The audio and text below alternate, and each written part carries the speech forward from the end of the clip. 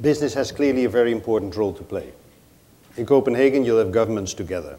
Still, even after the financial crisis, 44% of the largest 100 economies in the world are corporate. They all have their supply chains and therefore enormous power to do it well, wherever you sit in the supply chain. But we need to change our mindset. And it is about dealing with this future that will unfold over decades. And I think that is a challenge when you say just now, Aron, innovation. We often think about, okay, what can we do next year? Yes, what we do next year is important, but we also need to project further. How are we going to act in the longer term future? How are we over decades going to come to grips with issues of which our understanding at this moment is very limited? And the implication of that is, accept that we're going to set out on a journey, that we'll have to take this journey together, we'll have to learn together.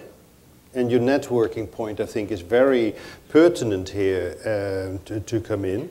And that we'll have to discover together how we're going to deal with some of the most critical planetary boundaries. Communication, reporting is key in that. We'll have to discover by what metrics can we communicate to each other and get a sense of where are we going, how well are we doing, what is acceptable, what is good practice, what is not such good practice.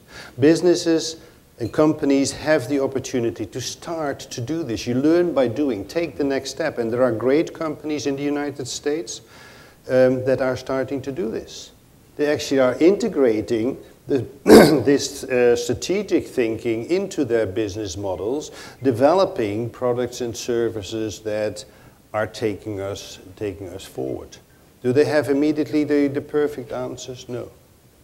But we will need business to be part of the solution. Now, it also makes great sense from a company perspective. Brown companies will not be very valuable over the coming years. The fundamentals of our economy are going to change, and that needs to be taken into account. So both from the perspective of the value of the company itself, as well as from the perspective of our common good, action is needed. And we only are going to learn where to go and where to take this journey by taking the first steps.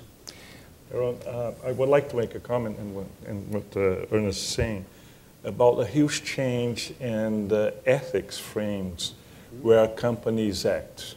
We are very used to anthropocentric approach of economy, of business, and so on. In the 20th century, maybe the most important convention was the Human Rights Declaration. We are going into a century now where the climate change is putting the challenge of a planet as a living system. And we cannot think anymore in an anthropocentric way.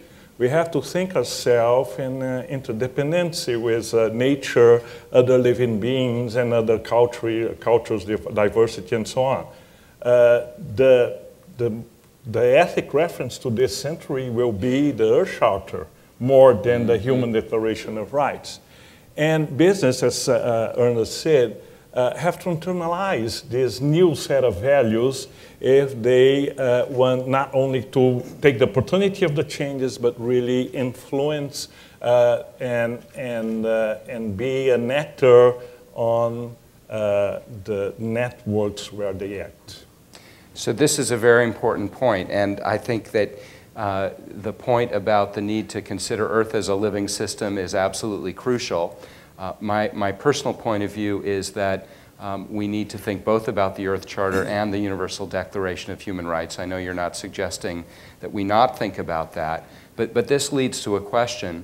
With all the attention on climate change right now, what are we not thinking about as much or as fully as we probably need to? If it's climate change all the time, focused on an agreement, what are we missing? We're missing the shame of not fighting poverty in the world.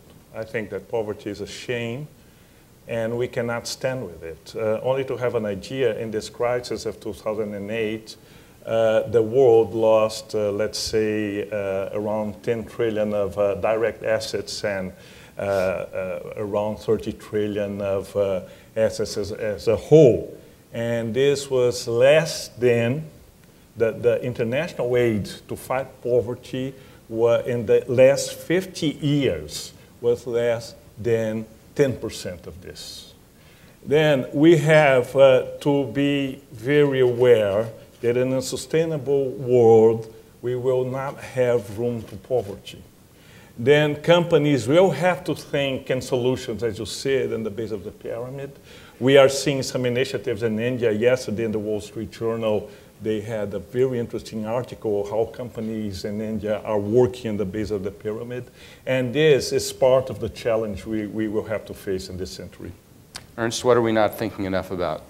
The risk is that we're going to have a huge dialogue here of people who enormously agree. I'm against fighting poverty, though. Right, now we're getting there.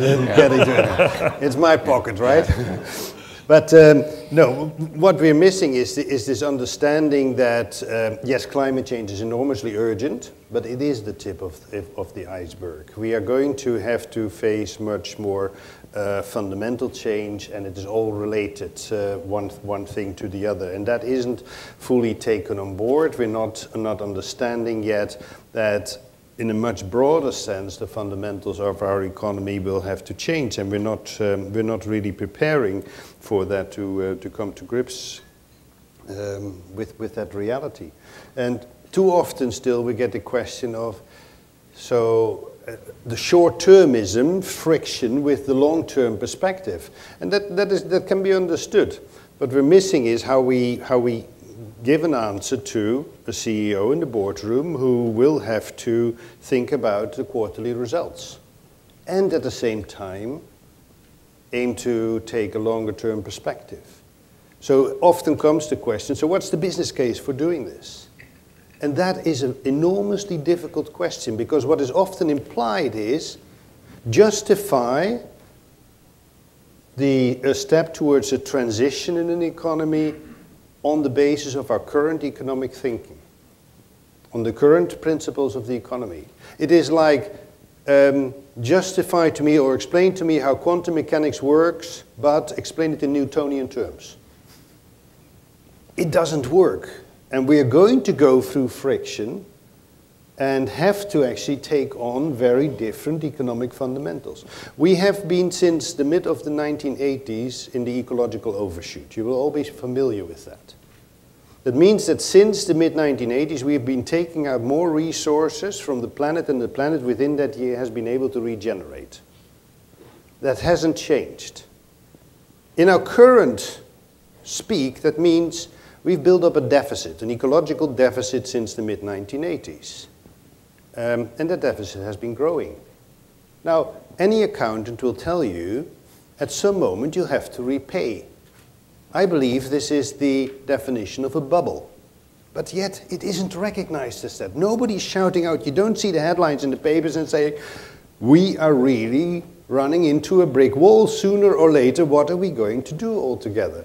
And it is this almost the unfairness of the question, justify this, what's the business case? And that means for next year, how can I take this action and still within the current rules of the games have good results? Enormously difficult. And it will not always be without friction that we need to make this change. Now I'm painting the bigger picture. I'm on purpose putting out a bit more the challenges. There are positive aspects to this, because there are companies who are showing that this can be done and that you can actually develop very useful and good lines of products that help us forward. And whether it's GE, whether it's Philips, and you know several other examples here, my hat off to these companies. And please communicate about it, because not only are they doing, I think, the right thing for their company, the right thing for their shareholders, they're doing the right thing for society, trying to find the way forward. But they're constrained by the short-term rules, while at the same time looking at the longer-term